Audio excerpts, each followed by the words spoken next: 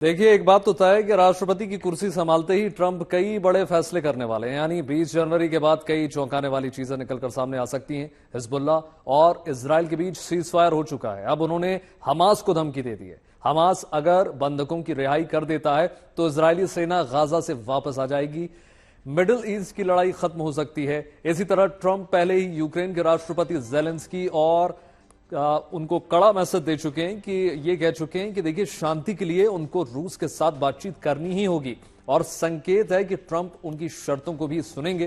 Trump ने चुनाव के दौरान ही कह दिया था कि वो दुनिया में चल रही लड़ाइयों को खत्म कर देंगे और लग रहा है कि ट्रंप जल्दी ही ऐसा कर सकते हैं।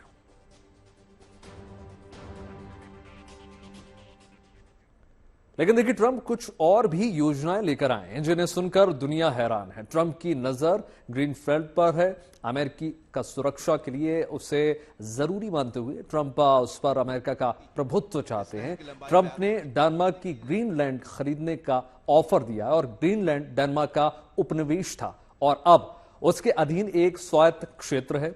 उन्होंने इसे खरीदने की बात की थी और उनके बेटे डोनाल्ड ट्रंप जूनियर ने ग्रीनलैंड का दौरा भी किया। इतना ही नहीं, आपको बता दें, ट्रंप ने पैनामा नहर को नियंत्रण में लेने की बात भी कही और कहा कि अगर जरूरत पड़ी तो सैन्य ताकत का इस्तेमाल भी कर सकते हैं। ट्रंप को यहां चीन के बढ़ते प्रभाव से चिंता है। इतना ही नहीं, आपको बता दें, ट्रंप ने मैक्सिको की खाड़ी का नाम अमेरिका की खाड़ी करने का भी वादा किया है।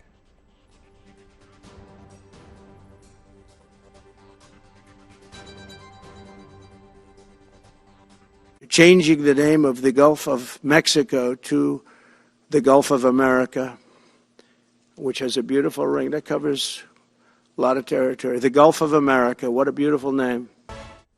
और आखिर में एक दिलचस्प और शुभ खबर आपको बता देते हैं। जस्टिन ट्रूडो के इस्तीफे के साथ ही देश के प्रधानमंत्री पद और लिबरल पार्टी के नए नेता के लिए कई नाम निकलकर सामने आ रहे हैं। इनमें देखिए, पूर्व उप प्रधानमंत्री यानी क्रिस्टिया फ्रीलैंड से लेकर विदेश मंत्री मेलनी जोली के नाम भी शुमार हैं। ऐसे 7 नाम चल रहे हैं जो देश के अगले प्रधानमंत्री हो सकते हैं। लेकिन इनमें सबसे दिलचस्प नाम है देश की परिवहन मंत्री अनीता आनंद का। अनीता आनंद लिबरल पार्टी की सीनियर मेंबर हैं।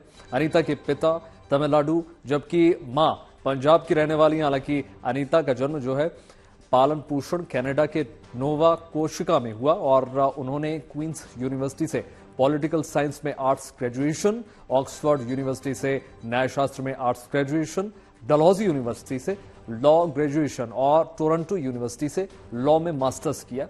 57 साल की अनीता पेशे से वकील है। उन्होंने 2019 में कनाडा की ओकविल सीट से पहला संसदीय चुनाव जीता था। इसी साल उन्हें सार्वजनिक सेवाओं और खरीद का कैबिनेट मंत्री बनाया गया और अनीता टोरंटो यूनिवर्सिटी की एसोसिएट डीन भी रह चुकी हैं। उन्होंने 1995 जॉन नॉल्टन से शादी की जो एक कैनेडियाई वकील और बिजनेस एग्जीक्यूटिव हैं।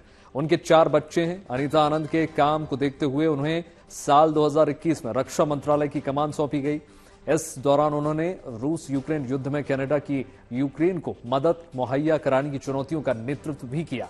आपको बता दें, प्रोग्रेसिव कंजर्वेटिव पार्टी की किम कैंपबेल 1993 में कनाडा की पहली महिला प्रधानमंत्री बनी थी, जिसके बाद से अब तक कोई महिला कनाडा में प्रधानमंत्री पद तक नहीं पहुंच सका है। माना यह जा रहा है कि पार्टी में अनीता के नाम पर सहमति बन सकती है। अगर ऐसा हो जाएगा तो वे कनाडा में प्रधानमंत्री पद पर पहुंचने वाली पहली अश्वेत महिला प्रधानमंत्री होंगी।